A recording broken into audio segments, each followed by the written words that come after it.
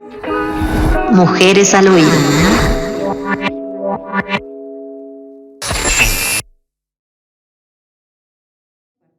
O cuatro mamparas de seda, a través de las cuales la voz poética se desnuda. 1. Del erotismo de los cuerpos. 2. Del erotismo de los corazones. 3. Del erotismo sagrado. 4. Del erotismo de la contemplación. Les confieso que mi sección predilecta es del erotismo sagrado, porque me parece un trabajo más depurado del lenguaje y un íntimo diálogo con los referentes, la experiencia de la divinidad y los sentidos. El goce otro, es decir, el goce femenino, es sin límites, se experimenta con cada parte del cuerpo, porque todo el cuerpo es erógeno, y no solo los agujeros reglamentarios. Si bien este poemario tiene como tema ese goce otro, es decir, ese goce femenino, desbordado e irreverente, que estalla por encima de los límites, hay que decirlo, se ciñe y se escribe desde el deseo, a través del amor, porque de otra manera sería descarnada cópula o fornicación de llenas. Solo el amor permite al goce condescender al deseo, como decía Lacan. Así pues, en estos poemas, el cuerpo se inviste de significantes e incógnitas. Se cubre con el velo de lo erótico para volverse un discurso sugerente y poético. El erotismo, tema largamente trabajado en la poética de Aleida, madura y se decanta en estas páginas. Gracias, Aleida, por ofrecernos no solo este libro, sino toda tu obra poética. Me parece que son 8 libros y 4 antologías. Y también gracias por tu resistencia en la escritura y en la poesía, que nos da esperanza para seguir apostando por sostener una obra. Bueno, Aleida, quería decirte estas palabras respecto de la otra, la misma de Dios. Ha sido para mí todo un deleite, porque creo que esa es la palabra, ha sido todo un deleite leerte a lo largo de estos años y ahora tener el privilegio de poder conversar contigo y creo también contar con tu amistad. Así que esta noche para mí es una celebración para Mujeres al Oído, poder estar presencialmente compartiendo contigo algunas ideas en torno a tu labor poética. No sé si nos quieres dar un saludo antes de empezar. Bueno, realmente es muy bonito que toditas las vacunas que tenemos encima nos permitan ya este encuentro.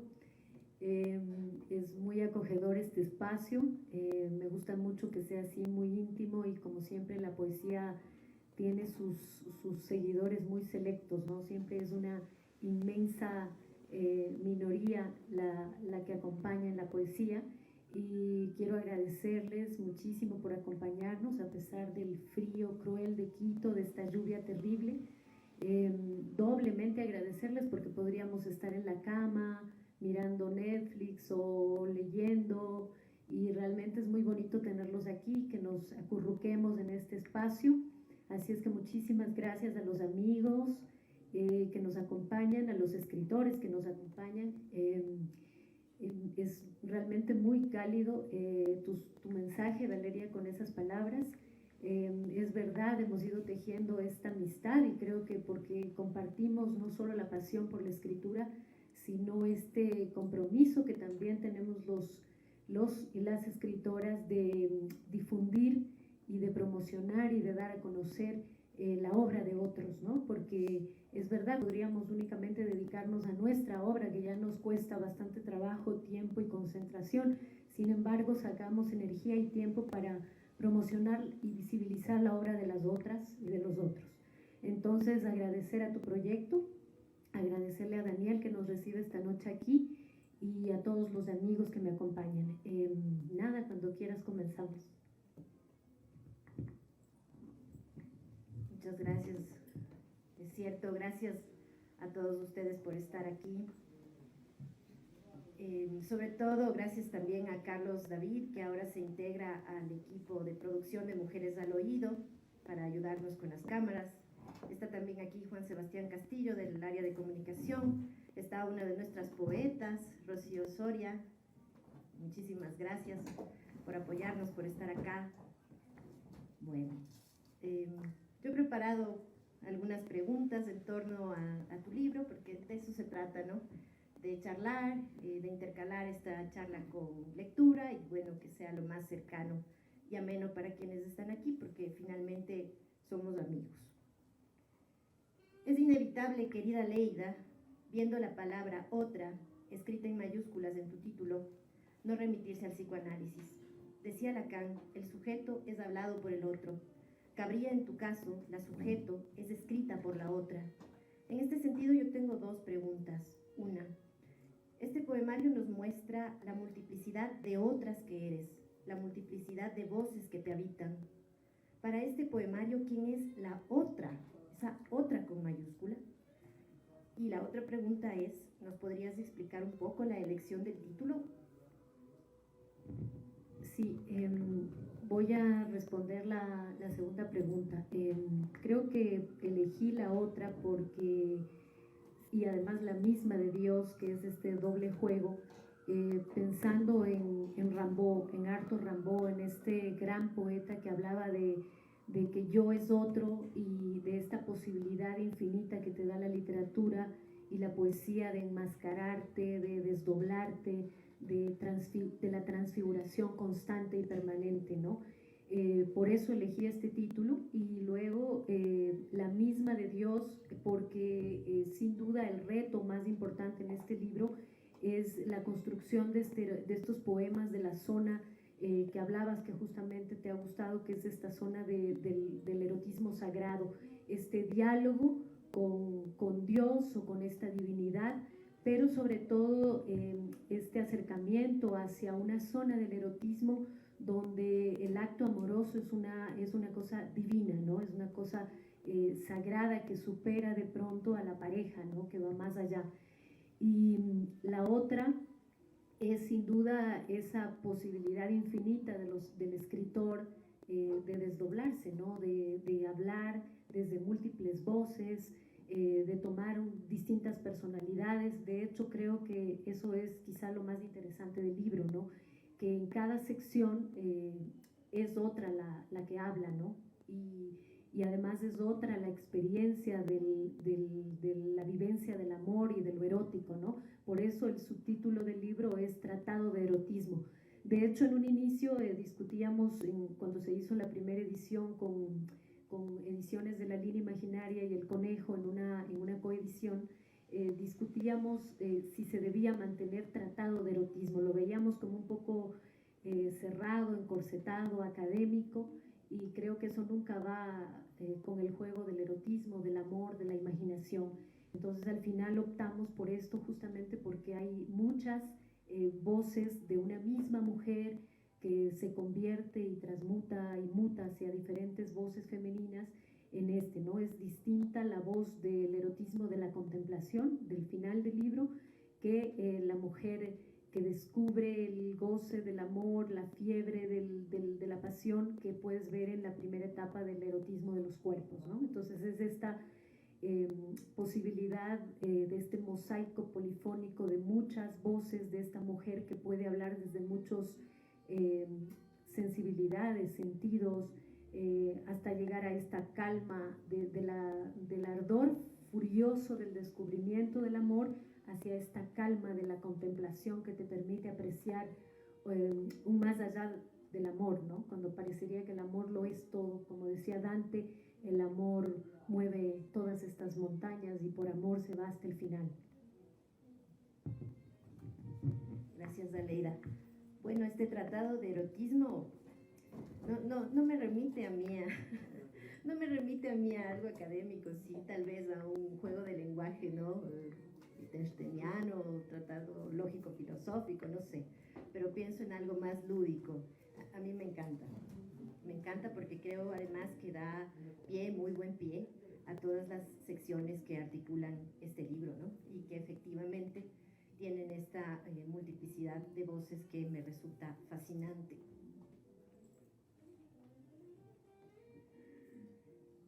Encuentro dos obsesiones recurrentes a lo largo de toda tu obra: la flor y el cuerpo. En cada sección de este libro, algunos de los poemas incluidos mencionan en algún momento las flores. Tengo entonces otro par de preguntas. Una sería, para los místicos como San Juan de la Cruz, las flores han representado el espíritu, o desde el tántrico taoísta representan la alquimia interior. Pero, ¿qué significa esta larga alegoría de las flores dentro de toda tu obra poética? Sí, es súper interesante ese análisis porque me parece que es en la cultura hindú que dicen que cuando tú haces el amor, lo que sucede en realidad es que se produce un intercambio de energías.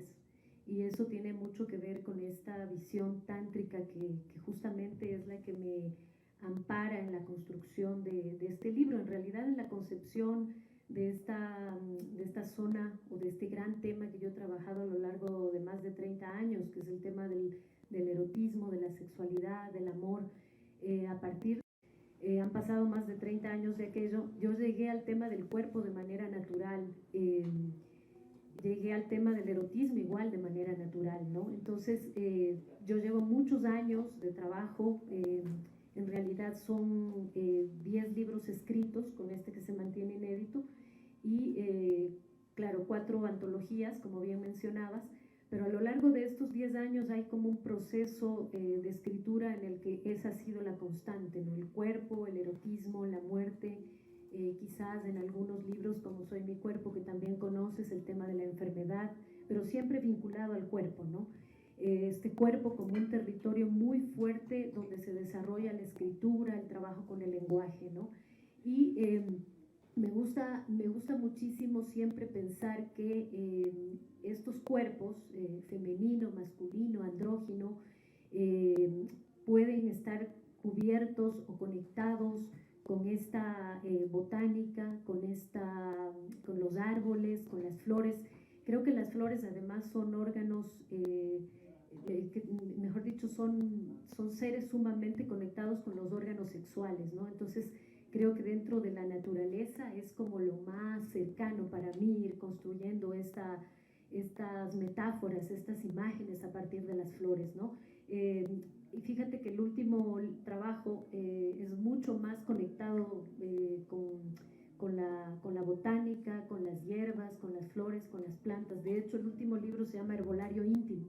Entonces, como bien dices, son constantes de líneas de tensión, de líneas de trabajo que se han ido desarrollando. No siempre tengo como esos intereses porque creo que ese es el proceso de la escritura. También debo decir que a pesar de que yo hago mucho ejercicio de comentar libros, de ensayo literario, debo decir que mi gran amor siempre es la poesía, no la puedo traicionar para irme con la narrativa o con los cuentos o no sé, máximo voy hasta la entrevista o hasta el relato, pero no puedo salirme también de la música y de la concentración que te da la poesía para hablar de todos estos temas que me interesan. Oye, qué fascinante lo que me cuentas, porque, bueno, además hay una, digamos, honda y larga relación entre la herbolaria y lo femenino, ¿no? Yo desde hace rato vengo pensando también que es un tema que me interesa mucho trabajar.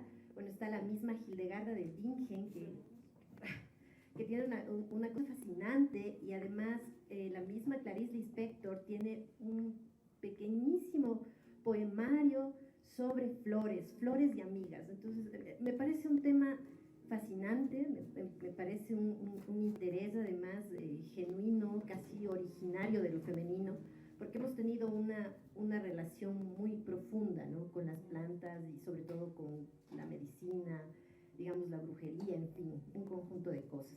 Bueno, mi otra pregunta era en realidad en torno al cuerpo. Creo que en gran parte la has contestado, ¿no? Porque preguntaba yo qué importancia ha tenido para ti escribir desde y sobre el cuerpo. Porque yo lo que creo es que el cuerpo te ha permitido a ti escribir un discurso de subversión, un discurso que interpela, que cuestiona. Entonces, más bien lo que quisiera pedirte ahora es si nos puedes leer algunos poemas con esta temática de las flores que me encanta y del cuerpo, ¿no? Bueno, solo me gustaría añadir que a estos referentes que señalas, bueno, también está esa pasión de Emily Dickinson de coleccionar en los libros, ir pegando las hojitas, las flores, todo esto que ella fue haciendo, como extrayendo de su jardín y llevándolo luego a los álbumes estos que coleccionaba, ¿no? Yo debo decir que desde hace mucho tiempo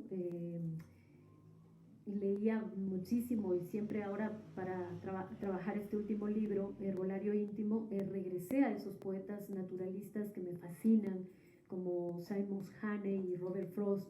Entonces todo eso fue como creando un universo, ¿no? Una galaxia donde tiene muchísima importancia el tema de la contemplación de la naturaleza y tomar a las flores como parte de tu propio cuerpo, ¿no? De tu propio ser, no sé si poético, no sé si mundo subjetivo interior, pero he tratado siempre de ir en esta exploración, ¿no? Voy a leer algunos textos no sé si tenías más preguntas. Sí, todavía hay unas para el final.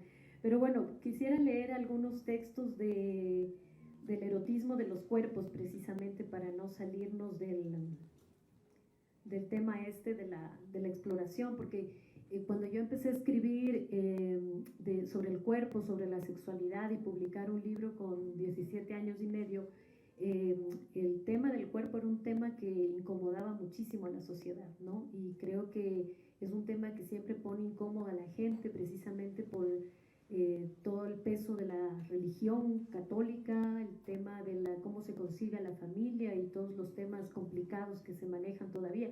Y fíjate que han pasado más de 30 años desde ese libro y sigue siendo muchísimas cosas, muchísimos temas en torno a la sexualidad son tabú, ¿no? Y en este libro hay una parte que sigue siendo muy incómoda para leerla en muchos espacios que me ha pasado, que son los poemas que tienen que ver con la masturbación femenina, ¿no? Donde cito a Marguerite Yourcenar y sigue siendo como un tema muy complicado de afrontar y de hablar, en fin, todos estos temas, ¿no? Sin embargo, hace, creo que fue 1 o 2 semanas que estuvimos en el Teatro Nacional de la Casa de la Cultura, en el Festival de Cultura Erótica, y fue sorprendente como en medio de todos los bailes de los drag queens y de las modelos, de los vibradores, de las tiendas de condones, de las muñecas inflables, de cantidad de juguetes sexuales y lencería también, de ropa de lencería. Nosotras estábamos en el Teatro Nacional como con ¿cuántas gentes? Unas 450 gentes, hablando de que en este país todavía es complicado hablar de estos temas y de que tiene mucha importancia la educación sexual y reproductiva y todo eso. Y entonces después me acordé que tenemos un presidente bien complicado con esos temas y dije, bueno, sí hemos evolucionado porque estamos en este espacio público, 2 mujeres de distintas generaciones. Valeria tiene la edad de mi hija, yo acabo de cumplir 50 años y entonces creo que sí hemos avanzado realmente con estos temas, ¿no? Y eso que no hablamos casi nada de feminismo ni nada de eso porque hubiera sido más complicado. Pero bueno, ya. Voy a leerles algunos textos de esta sección del libro, que habla el libro que se llama Del erotismo de los cuerpos. Donde vivo no se ve el agua. Seguramente por esta circunstancia las emociones son tan fuertes y las montañas íntimas me vuelven furiosa y telúrica. Cuando empezamos a amarnos, tú rodeado de agua, yo de viento y bosques, dijiste que lo realmente importante era la intensidad del uno por el otro. Después llegaron las noches de los fantasmas que entibian la cama. No digas que no te advertí. Donde vivo no se ve el agua, solo permanece la fuerza de las emociones como eficaz forma de entendimiento. Para volar, dolida de mí, tuve que encontrarte y hundirme en el cielo inextinguible de tus ojos. Me crecieron alas y aterricé en las ciudades de hoteles azules, refugios prestados que nos comprendieron. Para volar tuve que encontrarte y mi sexo dormido bajo la tierra tembló gozoso volcán. Más telúrica, terrena, tierna me hice. Brotaron de mi cuerpo plumas brillantes que acariciaste entre el aire y las nubes. El amor contigo es sobrevolar muchas patrias y detenerme cuando tu voz me dice: princesa, aspiro a palpar tu espíritu, volar en primitivo fuego con la energía de tus besos, maniobras furtivas que vencen obstáculos. Para volar tuve que encontrarte, que me turbes, estrellarme y pensar en la Yursenar. Existe entre nosotros algo mejor que un amor, una complicidad. Tanto vuelo solo puede ser la irrefutable prueba de un gran amor. Y me abandoné a los oscuros besos que guardabas, gritando los nervios en carne viva, entregada en este extremo del sol, tan cerca al trópico de Cáncer, que infame me quema, como el último de los lanzallamas sobre pequeña boca de hielo ardiente. Cuando el silencio sube a la sangre, callo mis ojos y entro en vos. En la mitad del cuerpo tengo un lago absoluto. Tú lo conoces bien porque sabes de mis perversiones. Buceaste en humedales y afluentes que desembocan en mi timidez. Tengo el silencio en la sangre y ya no digo lo que siento, aunque solo tú sabes escuchar mis verdades en sabio, cínico y apropiado silencio. Bueno, toda esta parte del erotismo de los cuerpos, sin duda la que escribe es la voz de alguien que esté enamorado, ¿no? Y luego hay esta parte del erotismo sagrado, que quiero leer justamente estos poemas a los que hacía referencia Valeria, con el tema de las flores y de la cercanía con la naturaleza.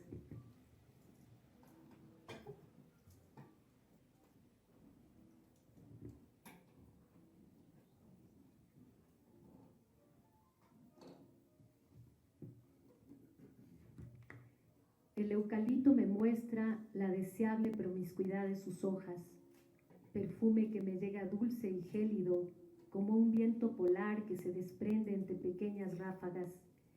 Sus aceites y rigores se adhieren a mis dedos, promiscuamente a las curvas de mis huellas digitales. Este árbol de ladera y altura se relaciona con la luna tierna. Sus ramas tocan la frente, su alcanfor doblega el espíritu. El eucalipto tiene el estigma de lo frágil. En su corteza musgosa, en el frío viento que lo envuelve, en ese corazón verde y dispuesto. Hasta un ciego adivinaría que existe un bosque de eucaliptos a un costado de esta ciudad, sin sospechar el desorden de su origen o el caos de su crecimiento.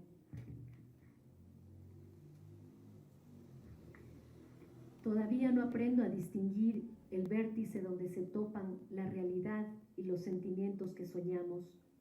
Lo mismo me pasa cuando intento guiar la hiedra, esa liviana planta que tanto afecta el muro de mí, tu soledad. Plantas y sentimientos bizarros que me atraen y poco logro entender.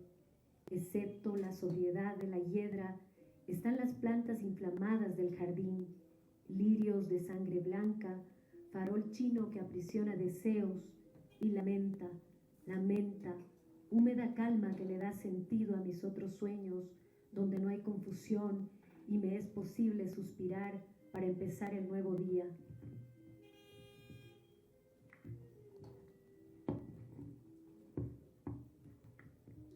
Arranco todas las flores de mi cuerpo para ofrecértelas, Señor. Allá voy, más desnuda sin las diminutas flores del torso, más desvestida que nunca sin las dalias que crecían en mi espalda. Voy saltando las piedras ciegas de la desdicha y el viento me ayuda a alcanzar la arena.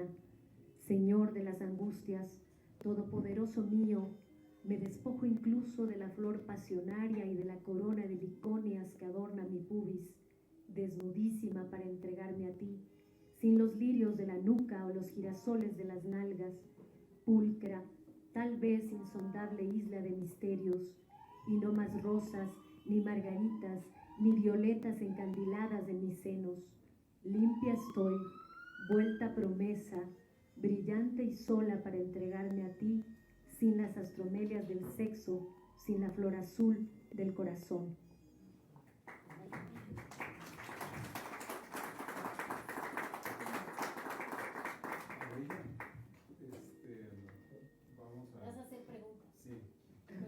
No. A mí me parece que a propósito de ese bello poema deberías contar la experiencia de que se lo haya puesto en un hotel. Texto, ¿no? Eso me parece interesante porque están hablando diciendo, bueno, estamos avanzando porque ya públicamente lo está. Y a mí me parece que la cultura de los moteles, es decir, que se metan también con la poesía, me parece una sofisticación que no ir a Talauquito todavía cerrado como este. Entonces, creo que es una experiencia linda, ¿no? Tienen que decir el nombre del hotel también. Sí, claro. A ver. Bueno, sí, bueno, es verdad, este poema que les acabo de leer, Arranco todas las flores de mi cuerpo, fue parte de un proyecto arquitectónico muy interesante que lo llevó a cabo Mathieu Desgenot, que es uno de los más importantes arquitectos jóvenes que tiene el Ecuador. Entonces Mathieu invitó a los 10, para él los 10 mejores arquitectos del país, y yo tuve la fortuna que una de esas arquitectas sea una de mis grandes y entrañables amigas de muchos años. Y Ana María Durán, que además tiene publicado un libro, es una arquitecta, catedrática, ahora está en Estados Unidos, pero fue hace 3 años, ¿no? Antes de la pandemia. Ella siempre ha estado enamorada de mi poesía, y este es uno de los poemas que a ella más le gustan, y en base a este poema ella diseñó una habitación, porque esta convocatoria que hizo Desgenot era para que estos 10 arquitectos, cada uno propusiera una habitación para este Tantra Hotel Boutique, que es el que está al Valle de los Chillos, en el Puente 3, ¿no? En la vía al Valle de los Chillos. Entonces la habitación se llama Flores de mi cuerpo. Cuando ustedes vayan, pidan esa habitación. Entonces la habitación está inspirada en el poema, y lo interesante es que cuando ustedes están acostados, lo primero que ven en el techo es el poema grabado en el techo, y se puede ver, tiene un juego muy bello con la caligrafía, con la luz, con el agua, y además fue trabajado con el concepto, digamos, de cómo se vive en la Amazonía, ¿no? Y cuando las parejas se casan, a dónde van, ¿no? Cuando se construye la habitación donde ellos tienen su primera noche de amor. Entonces está la hamaca, que además tiene una guía como en el Maya Sutra o en el Kama Sutra con la hamaca. También tiene una ducha maravillosa desde la que se puede ver escrito muchos de los versos del poema en el vidrio. Y bueno, me pareció un juego fascinante, ¿no? Y cada habitación en realidad tiene una propuesta estética muy interesante, pero claro, esa es la única que, digamos, tiene este trabajo con la literatura, con la poesía. Entonces sí hemos evolucionado también, aunque no sé qué tanto en realidad, si sea en todos los estratos. Eso es todo un tema de debate con la sociedad, pero lo que creo siempre es que es lo que decíamos ese día, ¿no? Es decir, creo que sería distinta nuestra educación sexual si tuviéramos como herramienta para podernos comprender mejor, para podernos conocer, autoconocer, conocer al otro, si tuviéramos siempre a la literatura y a la poesía como una herramienta que complemente esta educación puramente biológica o anatómica que nos dan limitadamente y a duras penas los profesores o los psicólogos de los colegios, ¿no? Es decir, si la educación fuese distinta desde niños, de la manera como entendemos y nos relacionamos con el cuerpo, seguramente no tendríamos las cifras que tenemos ahora de violencia, de abuso, de maltrato, de embarazo adolescente, en fin, una serie de problemas. O sea que sí creo que la poesía siempre sirve para algo más que leer. Bueno, primero quiero decir gracias, Edwin, por un poco sacarnos del esquema discursivo en el que estábamos. Creo también que vamos a escribir a Tantra para hacerlo uno de nuestros auspiciantes. Les recomendamos que vayan a esta habitación fascinante, que es cierto, tiene una hamaca, ¿no? Y que este juego con la poesía me parece increíble, ¿no? Creo que la poesía debe ir ocupando otros espacios. Bueno, un poco ya nos platicaste de esto cuando hablabas de Emily Dickinson, que bueno, es una autora tremenda, ¿no? Tú decías en una entrevista que uno es lo que lee. Diría yo que uno cuando cita, se cita. Y siempre hay una pregunta muy recurrente que es cuáles son tus autores, etcétera. Pero yo quiero preguntarte por las autoras. ¿Cuáles autoras han sido fundamentales para ti, tanto de la literatura universal como ecuatoriana? Bueno, sin lugar a dudas, siempre también he comentado esto en varias entrevistas desde que era muy joven hasta ahora que ya dejé de ser poeta joven, por suerte. Entonces, siempre he comentado que uno de los referentes importantísimos de las autoras que yo empecé leyendo cuando tenía 15 años fue Blanca Varela, la escritora peruana, y obviamente Alejandra Pizarnik, y han sido dos figuras importantísimas dentro de todo lo que yo he ido desarrollando, porque además son escritoras a las que tú vuelves, ¿no? Y uno vuelve siempre con otra mirada conforme pasan los años y se alimenta de lecturas y de miradas y de reflexiones.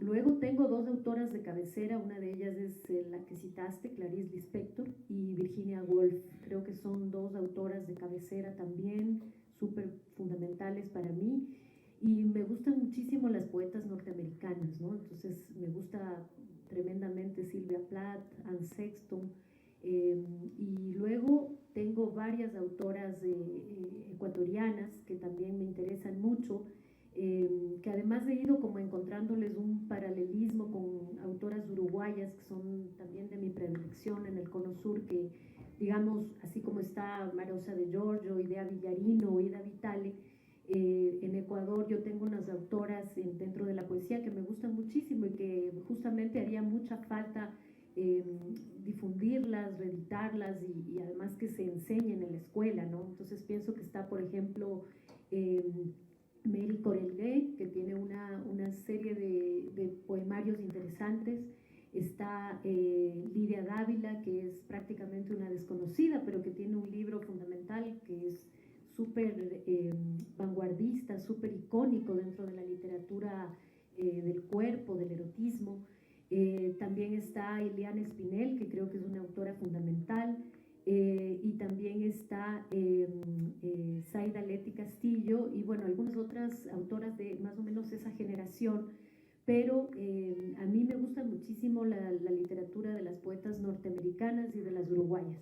Y en el último tiempo he ido descubriendo y leyendo a profundidad a la literatura escrita por las autoras cubanas.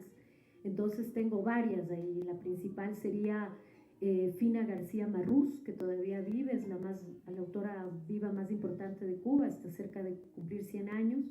Está Carilda Oliver Labra, que murió ya hace algunos años y que ahora el 6 de julio se cumplen 100 años de su nacimiento. Es una autora que yo logré entrevistarla la primera vez que fui a Cuba en el año 2008, entonces es una autora que influyó mucho sobre mí y además que me hizo ver como un regresar a las formas clásicas de la poesía, como el soneto o las décimas, y encontrar ese valor, porque ahí hay una construcción sobre lo musical en la poesía, ¿no? Entonces a Carilda le debo sin duda eso. También están algunas autoras esenciales como Dulce María Loinás, Lina de Feria, Soleida Ríos. Es una poesía escrita por mujeres muy potente en Cuba, realmente es súper importante. Yo diría que en el Caribe, porque hay varias también, ahora que pienso, de Puerto Rico que me gustan mucho, como Julia de Burgos o como la costarricense Unice Odio, y vuelvo a Puerto Rico con Mayra Santos Febres. Entonces, en realidad yo leo mucha poesía escrita por mujeres, pero no me gusta pensar en esa etiqueta, ¿no? Porque yo en eso también pienso como un poco, decía Virginia Woolf, creo que la literatura no tiene género, ¿no? Pienso que la literatura es buena o mala, tiene toda esa capacidad de arrastrarte y no importa quién la escriba, ¿no? Porque hay que ser, el escritor tiene que ser un ser un poco andrógino, que tenga algo de masculino y de femenino. Creo que nos alimentamos de esos dos mundos y creo que lo interesante es hablar de esa totalidad del ser humano, y creo que es en la poesía donde se juntan esos dos sexos de una manera mucho más potente, ¿no? Esa llama total, esa llama doble de la que hablaba Octavio Paz también, y que solo se logra, creo que cuando encuentras a esa pareja o cuando encuentras toda esa conjunción para escribir, ¿no? Para apropiarte de esas dos voces, de esas dos sensibilidades ahí. Creo que a muchos narradores también les pasará eso, ¿no? De que hay personajes femeninos y masculinos que tienen que fusionarse en algún momento para ser seres totales, ¿no? Entonces, esas son las autoras que leo. Y bueno, ahora las contemporáneas siempre estoy muy interesada leyéndolas y haciendo este ejercicio de que se difundan a través de esta revista para la que escribo con cierta frecuencia, que es Vallejo & Company, que es una revista digital donde pueda hacer esto, ¿no? De visibilizarlas, de difundir, esto de hacer antologías, encuentros, proyectos, todo esto. Tú mejor que nadie sabes que es súper agotador, te quita tu propio tiempo, pero también te da otras satisfacciones, que es eso, mantenerte súper abierto, atento, leer, estar conectado con todas estas cosas que están pasando actualmente y estar leyendo todas las novedades, ¿no? También tienes esas ventajas. Gracias, Aleida. Bueno, este asunto de la literatura escrita por mujeres es todo un tema. Yo amo muchísimo a Virginia Woolf. La admiro profundamente, he leído Un cuarto propio no sé cuántas veces, pero sí creo también que he sido un poco concesiva. Creo que también este asunto de buena y mala literatura hay que ponerlo dentro de contexto, porque literatura escrita por mujeres casi siempre se ha etiquetado como algo particular y algo malo, ¿no? Frente a la literatura universal escrita por los hombres, identificada con la etiqueta de bueno. Pero bueno, esa sería otra larga discusión, un largo tema. Me encanta que nos compartas a tus autoras, a las autoras que lees, que significan para ti, a las que vuelves, porque bueno, es importante para el público que nos escucha, sobre todo porque Mujeres al Oído es un proyecto, digamos, justamente para visibilizar la escritura, la obra escrita por mujeres. Justamente es importante por eso compartir estos nombres, ¿no? Estos nombres, sobre todo de tu parte, que, bueno, tienes una larga trayectoria y un largo conjunto de lecturas, y por supuesto es importante escuchar esta opinión tuya respecto de las autoras a las que vuelves. Bueno, sé que recientemente ganaste los fondos del Instituto de Fomento a la Creatividad y la Innovación por un libro de poemas. Y entonces, claro, yo me muero de curiosidad. O sea, yo quiero saber lo que sigue, porque yo sé que siempre tienes un espíritu inquieto, ¿no? Erotizado. Entonces siempre estás trabajando en algo, produciendo algo, y yo quiero saber qué sigue, Aleida, en qué estás trabajando, cuándo vamos a poder tener un nuevo libro tuyo. Y bueno, obviamente, luego de que contestes esta pregunta, me encantaría que nos compartieras algunos poemas más ya para ir cerrando esta charla. Bueno, creo que esperemos que para agosto podamos ya hacer algunas presentaciones en 6 ciudades de Ecuador de este nuevo libro que ganó los fondos de artes literarias del IPSI. Es súper chévere de que te reconozcan este fondo interesante para poder publicar el libro. También propuse hacer un video a partir del libro, un videoarte, y esta gira por las ciudades. Entonces vamos a ver qué resulta de todo eso, pero bueno, es un libro que yo he venido trabajando los últimos 4 o 5 años, y durante la pandemia lo que hice fue pulirlo, retrabajarlo, repensarlo.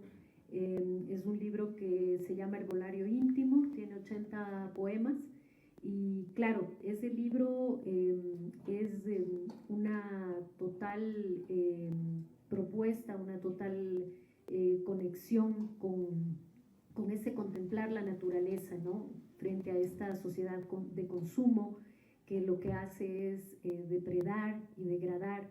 Entonces es un mirar justamente esa, no sé si ese valor o esa creencia de muchas culturas como la andina, como la asiática y la africana, que sostenía que cada árbol, cada flor, cada hoja tiene un espíritu y tiene una energía muy particular. Y a partir de este principio primigenio de muchas culturas, lo que yo hago es proponer un diálogo interior, una exploración subjetiva sobre mi propio jardín, sobre el jardín que tengo en la casa, sobre el jardín más amplio que es la naturaleza, y establecer este diálogo con esta especie de botánica que creo que se asemeja mucho a un estado de ánimo, a un camino interior que he ido buscando, ¿no? Como, por ejemplo, hay una sección del libro que se llama Como una planta, y son poemas breves donde hago un ejercicio que podrían hacerlo quizá las vendedoras de los mercados que te venden las plantas medicinales y los ramos y todo eso. Entonces, por ejemplo, un poema se llama menta, otro se llama tomillo, otro se llama orégano, otro se llama ayahuasca, otro se llama corteza de sauco, otro se llama tilo. Y claro, cuando tú vas a esos poemas, cualquiera podría pensar que es eso, que es la descripción de un herbolario, pero en realidad lo que traté de hacer es un ejercicio que conectara una cierta psicología de esa planta con mi propio ser interior, ¿no? Y creo que resultó un experimento interesante. Estoy muy contenta de que los libros que ganaron hayan sido justamente de un jurado internacional. Bueno, Santiago y tú también ganaron los proyectos de IPSI, así es que felicitaciones, nos felicitaremos por eso, porque creo que es interesante que se pueda apoyar estas iniciativas, ¿no? Y que eso le permitan al escritor cierta tranquilidad, ¿no? Entonces yo, por ejemplo, ahora que sé que este libro ya va a ver la luz, lo que he hecho es pulir el otro que se viene, ¿no? Y bueno, también voy a tener un tiempo próximamente para poderlo trabajar. Entonces estoy tratando de que se publique este libro prontamente y así ya empezar con el otro que también están ya ahí macerándose los poemas un buen tiempo. Y claro, ese es un libro que es por primera vez es todos los poemas en prosa, ¿no? Pues quizá podrían ser como una especie de micro relatos, pero no creo, no me gusta pensar en eso, prefiero pensar que son poemas en prosa. Y bueno, eso, y trabajamos mucho con Edwin en la colección, en el catálogo digital Alfabeto del Mundo, que tiene ya 33 libros, 32 de poesía y uno de una novela, y ahora el 3 de mayo vamos a presentar 4 nuevos libros. Entonces siempre hay mucho trabajo con la literatura. Es que eso les decía, si uno no se enamora de esto, no hay energía, ni hay tiempo que alcance, ni cuerpo que aguante, porque es una tarea ingrata que no te da dinero, pero en cambio te da unas compensaciones tremendas, ¿no? Como a veces esta cosa, otras veces un viaje, otras veces encuentros como estos, o amigos como los que yo tengo, ¿no? Que son seres de un amor incondicional que a mí me conmueve realmente. Gracias Aleida, qué encanto y qué reconfortante escucharte. Bueno, pues yo lo que quiero es pedirte que nos leas unos poemas para cerrar esta charla. Sí, ya no lo dejas preguntar a Edwin nada. Se acabaron las preguntas. Sí, al final. Ya. A Edwin, sí. Bueno, voy a leer otro grupo de poemas para cerrar la noche. Decirles que el libro, esta edición cubana linda, la presentamos en 7 lugares en La Habana durante todo el mes de febrero. Es un tiraje de 3,000 ejemplares. Es una edición preciosa, justamente fue posible traer algunos ejemplares y en Quito solo se va a estar vendiendo aquí en la librería Tres Gatos. Entonces ya dejamos unos libros ahí en la librería por si se quieren llevar un ejemplar esta noche. Y nada, quizá decir también que es asombroso, ¿no? Que ahora me escribía el cineasta Camilo Luzuriaga y me decía, pero ¿cómo que se pueden publicar 3,000 ejemplares de un libro de poesía? ¿Estás segura? ¿No será que son 300 y le está subiendo un cero? No, no le digo, es que eso sí pasa, eso pasa en algunos países surrealistas y realistas también, como Cuba, ¿no? Que se pueden hacer ese tipo de tirajes y que pueden pasar esas cosas con la literatura. Siempre Cuba, eso es lo hermoso de un país como ese, que es tan real, tan surreal, y a pesar de tantas zonas de ruina y tan añosa que es La Habana, tiene unas zonas tan bellísimas y tan esplendentes y tan inspiradoras. Me arrodillo ante el rostro del amor, en el fondo del pozo, justo en su vórtice, oliendo la oscuridad, lamiéndome como gacela perdida que conoce el punto exacto del dolor.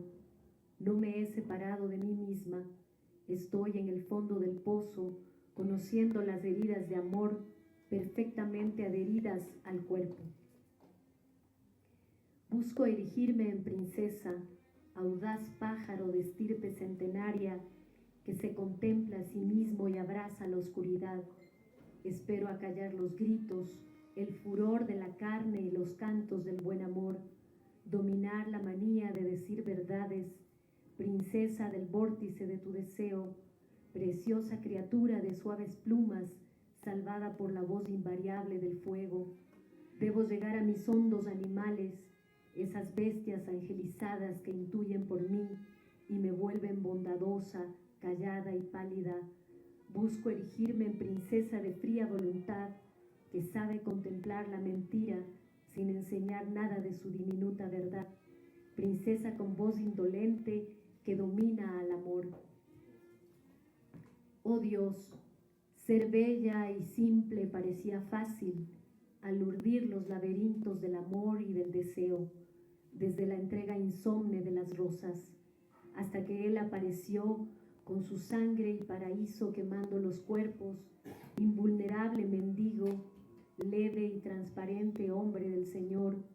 Presa en sus castigos perdí toda la belleza y lo simple se volvió caos y espinas. Oh Dios, ¿qué hago para liberarme? ¿A qué reino escapo de la agonía? ¿Agua de qué mandrágora debo beber? ¿Qué catedral debo construir? Me desprendo del corazón. Finalmente tengo el camuflaje de las piedras para llegar al amor sin complicaciones. De una ciudad a otra, la noche me lleva en sus alas, libre y gozosa. Yo como ella, en guerra las dos, puras, imitándonos. Quizá perdimos la identidad, de puerto en puerto, de bar en bar. Ese bar o ese puerto existe para los dos. Asombro en los cuerpos de otros, vivo de los besos que doy, escargo en la carne, en el centro de los labios ácidos de esta otra que soy, embriagada, inocente, sin culpas. Siento el cuerpo de un aerolito, desprendida del corazón vértigo, sin arrepentimientos robados, pudiera decir que solo espero el rostro gélido de Dios. Amor de todos mis misterios, misterio de todos los imaginados puertos, puerto de pasión sin tu compasión, compasión de todas las heridas, herida que dejaste abierta, maldito mío de todas las nadas cautivas del mar, mar que abraza nuestros castillos, castillos de aire donde vive la misma de Dios. Y voy a cerrar con estos dos. Señor, no me abandones en arenas de almas del movimiento. Guárdame de la locura y de los gusanos de pus. Mírame, soy la misma de los excesos, la otra que te mandaba mensajes desde el salitre. Líbrame de todo mal y de su amor que llevo con cuchillos entre las piernas, de mis desbordadas maneras de buscarlo en la oscuridad profunda del mar, de las acciones de libertad obsesivas. Líbrame de mí misma, Señor. Nada queda ya de la niña que fui, ni rezos, ni incienso, quizá apenas el mismo brillo en los ojos. No me abandones, Todopoderoso mío, ahora que el sexo lo tengo justo a la altura del corazón y recorro sábanas de arena peinada con una corona de espinas verdes. De altos volcanes baja el lodo caliente, el que te enterrará vivo. Así quise que fuera el amor que te entregué, un río de piedras del deseo, y que las piedras, el lodo y la desesperación te cubran hasta las entrañas de las verdades que mentí por ti. Estoy dentro de ti fluyendo espesa, entre el lodo caliente y el río de piedras, sabiendo que una vez más, solo Dios me regresará liviana y firme a la boca de los volcanes. Muchas gracias.